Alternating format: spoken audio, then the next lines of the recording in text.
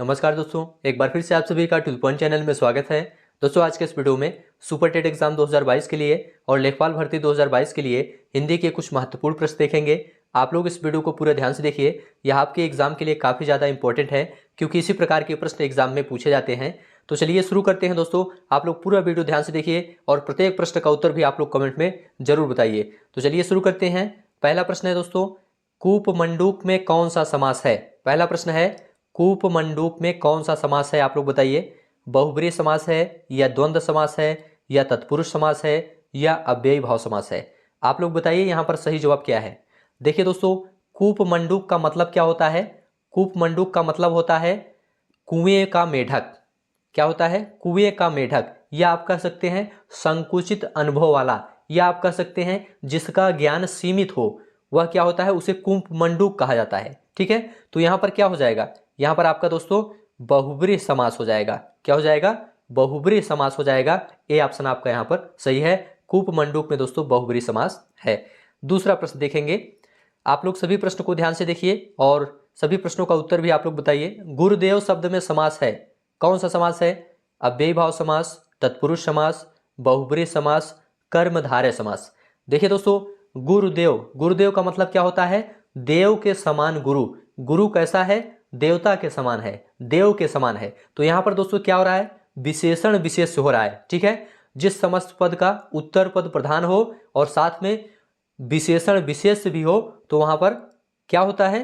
कर्मधारय समास होता है। इसको ध्यान रखिएगा। यहां पर आपका डी ऑप्शन सही हो जाएगा। ठीक है, तो ऐसे ही प्रश्न दोस्तों एग्जाम में पूछे जाते हैं, इसलिए आप लोग वीडियो को ध्यान से देखते हुए चलिए आगे बढ़ते हैं।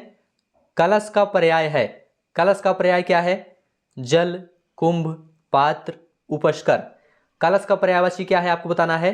देखिए दोस्तों, कलश का पर्याय होता है कुंभ। क्या होता है?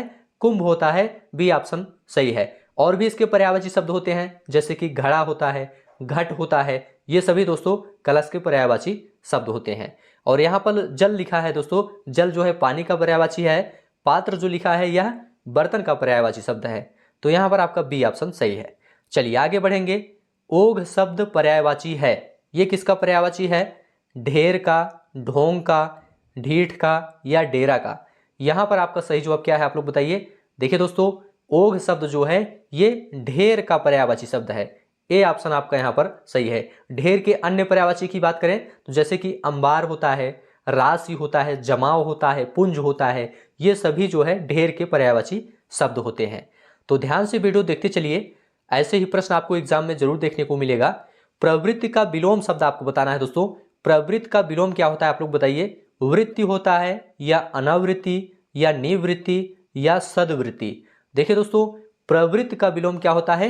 निवृत्ति होता है। सी ऑप्शन आपका यहां पर सही है, निवृत्ति होता है, इसको याद रखिएगा। और जो प्रवृत्ति लिखा है इसका जो समानार्थी शब्द होता है वह वृत्ति होता है। प्रवृत्ति का समानार्थी क्या होता है? वृत्ति होता है। इसे भी आप लोग ध्यान में रखिएगा। ठीक है, इनका अर्थ क्या होता है? इनका अर्थ होता है आदत। किसका? प्रवृत्ति का। ठीक है, प्रवृत्ति या फिर वृत्ति, इन सभी का अर्थ क्या होता है? आदत होता है। ठीक है, और सदवृत्ति यहां पर लिखा गया है, सदवृत्ति इसका अर्थ होता है अच्छी आदत। ठीक है, और यहां पर लिखा है निवृत्ति, निवृत्ति का अर्थ होता है छुटकारा। चलिए आगे बढ़ते हैं।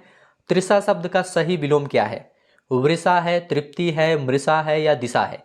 देखिए दोस्तों, त्रिषा, त्रिषा का विलोम शब्द होता है तृप्ति। यहां पर बी ऑप्शन आपका सही है, त्रिषा का विलोम तृप्ति होता है। और आपसे पूछा जाए मृषा का विलोम बताइए, तब क्या होगा? मृषा का विलोम दोस्तों अमृषा होता है, इसको याद रखिएगा। ठीक है, और दिशा का विलोम पूछा जाए आपसे तो आप कहेंगे दिशाहीन होता है।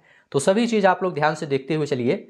वीडियो अच्छा लग रहा है दोस्तों, चैनल को सब्सक्राइब जरूर कर लीजिए, वीडियो को शेयर करिए दोस्तों में। निम्नलिखित में से तत्सम शब्द क्या है? दही, जीर्ण, गयंद या गाहक?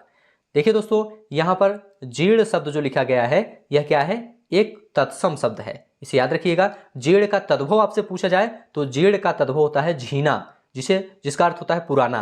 क्या होता है? जीर्ण का तद्भव होता है दोस्तों झीना, इसको याद रखिएगा। और यहां पर लिखा गया है गयंद, गयंद का अर्थ होता है दोस्तों हाथी, इसे भी याद रखिएगा। और दोस्तों दही और गाहक ये दोनों तद्भव शब्द हैं, इसे भी आप लोग ध्यान रखिएगा। दही का तत्सम आपसे पूछा जाए तो दही का तत्सम दधि होता है, और गाहक जो तद्भव शब्द है इसका तत्सम ग्राहक होता है। चलिए आगे बढ़ते हैं। सींग शब्द का तत्सम रूप है, क्या है आप लोग बताइए? श्रृंग, सिंग, श्रृंग या सिंग? यहां पर आपका सही जवाब क्या है आप लोग बताइए? देखिए दोस्तों, सींग शब्द का तत्सम होता है श्रृंग। यहां पर आपका सी ऑप्शन बिल्कुल सही है। चलिए आगे बढ़ते हैं। अगला प्रश्न है दोस्तों, द्वावपी का संधि विच्छेद होगा। द्वावपी का संधि विच्छेद क्या है आप लोग बताइए?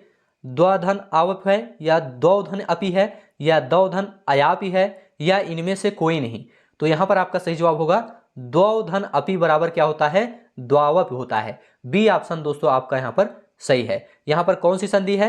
यहां पर दोस्तों अयादि संधि है, इसे भी आप लोग ध्यान रखिएगा। चलिए आगे बढ़ेंगे। सभी प्रश्न आप लोग अच्छे से देखते हुए चलिए। मात्रानंद का संधि विच्छेद होगा। मात्रानंद का संधि विच्छेद क्या है आप लोग बताइए? मातृधन आनंद होता है या मात्राधन आनंद होता है या मातृधन आनंद होता है या मातृधन नंद होता है? तो यहां पर आपका सही जवाब क्या होगा? सही जवाब है दोस्तों मातृधन आनंद बराबर क्या होता है? मात्रानंद होता है। यहां पर कौन सी संधि है दोस्तों? मात्रानंद में दोस्तों याद रखिएगा यण संधि है। ठीक है, यहां पर आपका ए ऑप्शन सही है। परंपरा से चली आ रही बात के लिए प्रयुक्त होने वाला शब्द क्या है आपको बताना है। प्रतिश्रुति होता है या ब्याज स्तुति होता है या अनुलोम होता है या अनुश्रुति होता है? क्या होता है आप लोग बताइए? देखिए दोस्तों, परंपरा से चली आ रही बात के लिए प्रयुक्त होने वाला शब्द होता है अनुश्रुति। क्या होता है? अनुश्रुति होता है दोस्तों। यहां पर आपका डी ऑप्शन सही है। प्रतिश्रुति यहां पर लिखा गया है। प्रतिश्रुति किसे कहते हैं? किसी बात के लिए दिया जाने वाला वचन जो होता है वह प्रतिश्रुति कहलाता है, इसे भी ध्यान रखिएगा। ब्याज स्तुति लिखा गया है। ब्याज स्तुति दोस्तों निंदा के बहाने स्तुति को क्या कहते हैं? ब्याज स्तुति कहते हैं। यहां पर अनुलोम लिखा गया है। अनुलोम का अर्थ होता है दोस्तों यथाक्रम या फिर ऊपर से नीचे की ओर आने वाले के लिए अनुलोम का प्रयोग किया जाता है। यहां पर आपका डी ऑप्शन सही है। आगे बढ़ेंगे। कव्वाली शब्द में कौन सा लिंग है आपको बताना है। पुल्लिंग है, स्त्रीलिंग है या नपुंसक लिंग है या उभयलिंग है? आप लोग कमेंट करके बताइए। देखिए दोस्तों, कव्वाली शब्द जो है यह एक स्त्रीलिंग शब्द है। यह दोस्तों स्त्रीलिंग शब्द है। बी ऑप्शन आपका यहां पर सही है। यह फारसी भाषा का शब्द है, इसे ध्यान रखिएगा। बी ऑप्शन आपका यहां पर सही है। आगे बढ़ेंगे। काठ मार जाना का अर्थ क्या है आपको बताना है। काठ मार जाना का अर्थ क्या होता है? लाठी से चोट खाना, आश्चर्यचकित होना, हो जाना या मर जाना या संज्ञा शून्य या चेतना रहित हो जाना। यहां पर दोस्तों सही जवाब क्या है? देखिए दोस्तों, काठ मार जाना मुहावरे का सही अर्थ होता है आश्चर्यचकित हो जाना। बी ऑप्शन दोस्तों आपका यहां पर सही है। ठीक है, और दोस्तों यहां पर जो लिखा है मर जाना, मर जाना का अर्थ होता है, इसका मुहावरा है काल के गाल में जाना।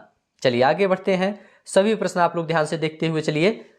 जैसे नागनाथ हो वैसे लोकोक्ति को पूर्ण कीजिए। यहां पर पूर्ण करना है, यहां पर क्या भरा जाएगा? जैसे नागनाथ हो वैसे क्या भरा जाएगा? सांपनाथ या रामनाथ या श्यामनाथ या सोमनाथ? देखिए दोस्तों, यहां पर सही जवाब क्या होगा? जैसे नागनाथ हो वैसे सांपनाथ। यहां पर ए ऑप्शन सही है। ठीक है, तो इसका अर्थ क्या होता है? जैसे नागनाथ हो वैसे सांपनाथ का अर्थ होता है सबका एक जैसा होना। ए ऑप्शन दोस्तों आपका यहां पर सही है। आगे बढ़ेंगे। राजा ने चोर को मृत्युदंड की सजा दी। वाक्य में क्या त्रुटि है आपको बताना है। सजा दी, मृत्युदंड, चोर को, राजा ने। देखिए दोस्तों, यहां पर आपका ए ऑप्शन सही है। सजा दी जो लिखा गया है यह आपका इसमें त्रुटि है। सजा दी दोस्तों यहां पर नहीं होना चाहिए था, क्योंकि यहां मृत्युदंड जो लिखा गया है यह एक प्रकार की सजा ही है। इसका शुद्ध रूप क्या हो जाएगा? राजा ने चोर को मृत्युदंड दिया, ऐसा होना चाहिए था। ठीक है, तो ए ऑप्शन आपका यहां पर सही है। चलिए आगे बढ़ेंगे। निम्नलिखित वाक्यों में से शुद्ध वाक्य का चयन कीजिए। भारत में अनेक जाति है, भारत में अनेकों जाति हैं, भारत में अनेक जातियां हैं, भारत में अनेकों जातियां हैं। तो शुद्ध वाक्य क्या है आप लोग बताइए। देखिए दोस्तों, शुद्ध वाक्य है भारत में अनेक जातियां हैं। क्या है? भारत में अनेक जातियां हैं। सी ऑप्शन आपका यहां पर शुद्ध है। चलिए आगे बढ़ेंगे। नेता का स्त्रीलिंग रूप दिए गए विकल्पों में से कौन सा है आपको बताना है। नेतृत्व, नेत्री, नेता, नेतानी। यहां पर आपका सही जवाब क्या है आप लोग बताइए। देखिए दोस्तों, नेता का स्त्रीलिंग होता है नेत्री। बी ऑप्शन दोस्तों आपका यहां पर सही है, इसे ध्यान रखिएगा। चलिए आगे बढ़ते हैं। निम्न में से बंधु शब्द का बहुवचन रूप कौन सा है आपको बताना है। बंधु है या बंधुवर्ग है, बंधुए हैं या बंधुओं हैं? यहां पर आपका सही जवाब है दोस्तों बंधुवर्ग। बी ऑप्शन आपका यहां पर सही है। बंधु शब्द का बहुवचन क्या होता है? बंधुवर्ग होता है। बी ऑप्शन आपका सही है।